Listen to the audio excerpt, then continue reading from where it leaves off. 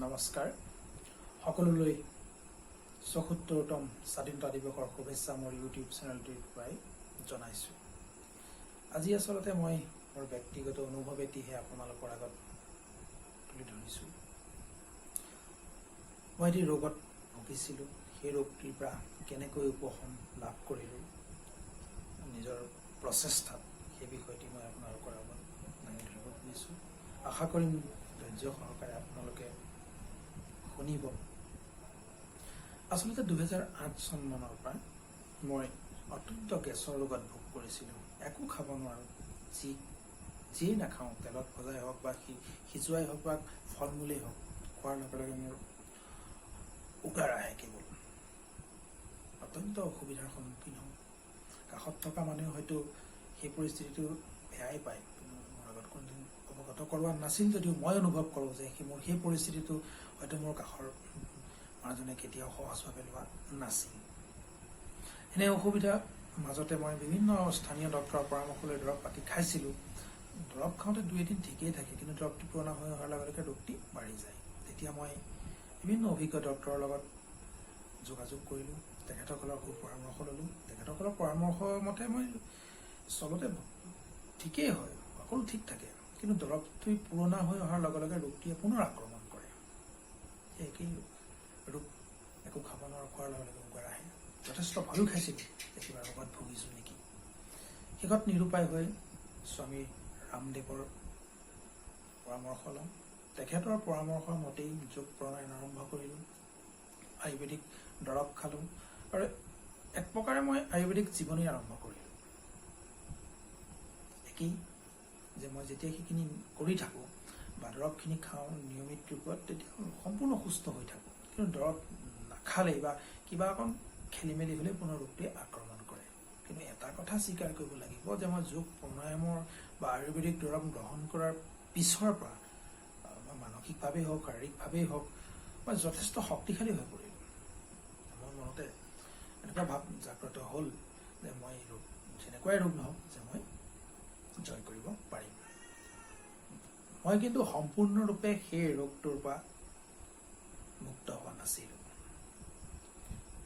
শেষত স্থানীয় মই আয়ুৰ্বেদিক ডক্তৰ এজনৰ কাষ চাপিলোঁ। তেখেত দাস অসমীয়া, তেখেতৰ সুনাম আছে বহু ক্ষেত্ৰত। তেখেতৰ পৰামৰ্শ মতে মই অসমীয়া দৰৱ গ্ৰহণ কৰিলোঁ।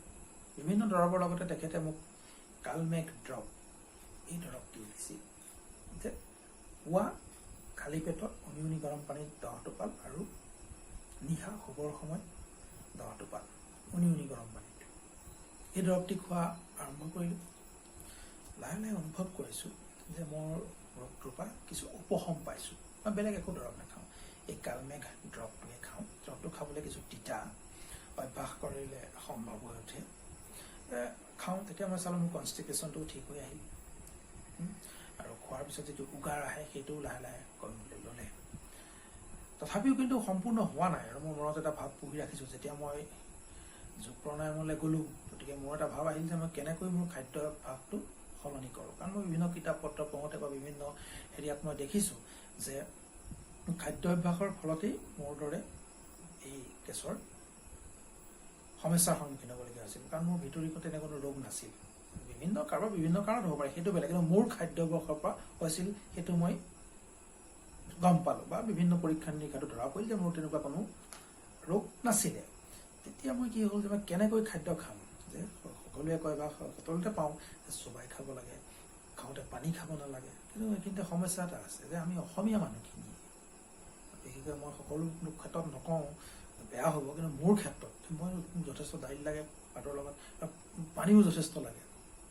তেতিয়া কি হ'ল, কেনেকৈ খাম, সদায় অভ্যাস নাই নোৱাৰোঁ। তেতিয়া মই বিহাৰী সম্প্ৰদায়ৰ মানুহ এজনৰ ওচৰ চাপিলোঁ।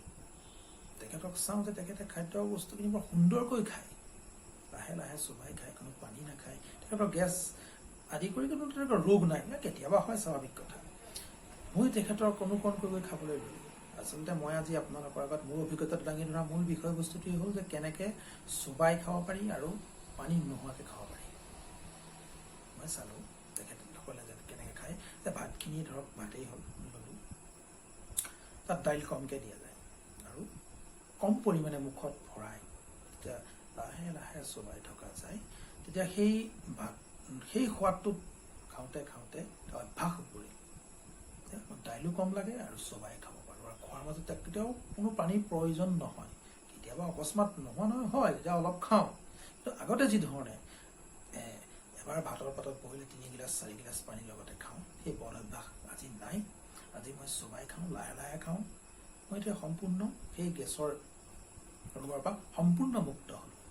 গতিকে মই সেইটোৰ কাৰণেই আজি ভিডিঅ'টি আপোনালোকলৈ আগবঢ়াইছোঁ, যাতে আপোনালোকে অন্যান্য কাৰণত হোৱা বিষয়টোতো বেলেগ, কিন্তু খাদ্যাভ্যাসৰ ভুলৰ কাৰণে যদি হৈছে, মই যিখিনি কৰিছিলোঁ মোৰ সেই যিখিনি পৰামৰ্শৰূপে মই আপোনালোকৰ ওপৰত আগবাঢ়িলোঁ সেইখিনি অনুকৰণ কৰি চাবচোন। মই ভাবোঁ আপোনালোকে লাভান্বিত হ'ব। ধন্যবাদ। যদি ভিডিঅ'টো ভাল লাগিল লাইক কৰি দিব, ছাবস্ক্ৰাইব কৰিবলৈ নাপাহৰিব, লগতে টিলিঙাটো বজাই দিব যাতে মই পঠোৱা ভিডিঅ' আপুনি পোনপ্ৰথম চাবলৈ পায়। ধন্যবাদ।